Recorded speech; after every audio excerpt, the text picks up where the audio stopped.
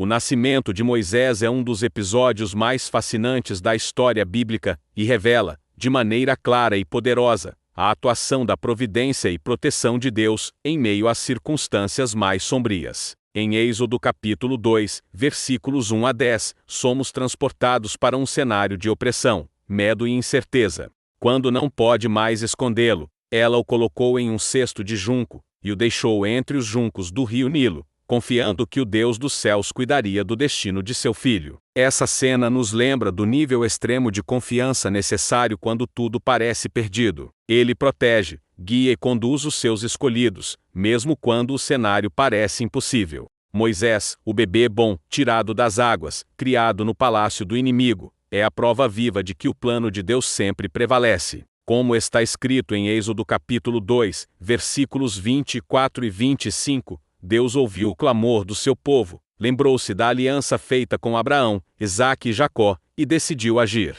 Essa história não é apenas sobre o nascimento de um homem, mas sobre o nascimento de uma esperança renovada, de um povo que, mesmo escravizado, não foi esquecido por seu Deus. O cesto no rio, à primeira vista, poderia parecer o fim para Moisés, mas, na verdade, foi o começo de um caminho cuidadosamente arquitetado pelo Senhor.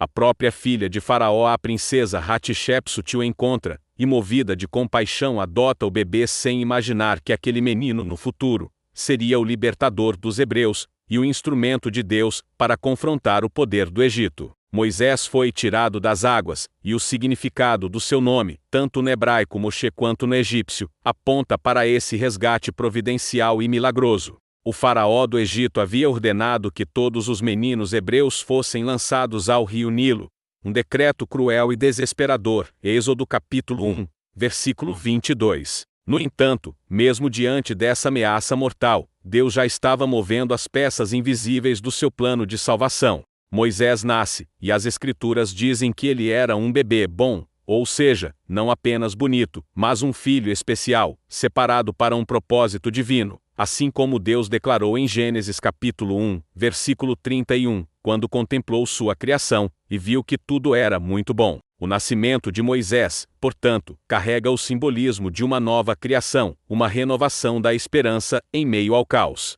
Mas o plano de Deus não parou por aí. A mãe de Moisés, corajosa e cheia de fé, escondeu o menino por 3 meses. Além disso, é impossível ignorar a ironia divina nesse relato. A mesma casa real egípcia que decretou a morte dos meninos hebreus, acabou acolhendo, criando e educando justamente aquele que se tornaria a maior ameaça ao domínio de Faraó.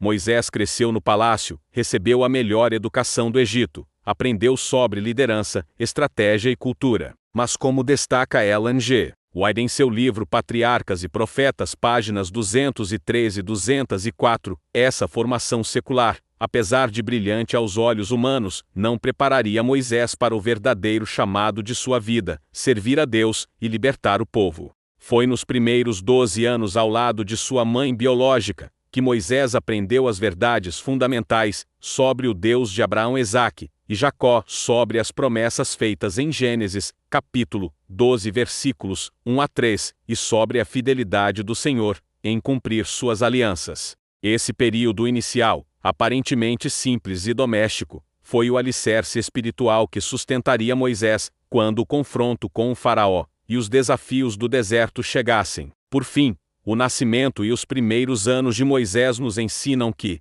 mesmo em tempos de adversidade extrema, Deus nunca perde o controle.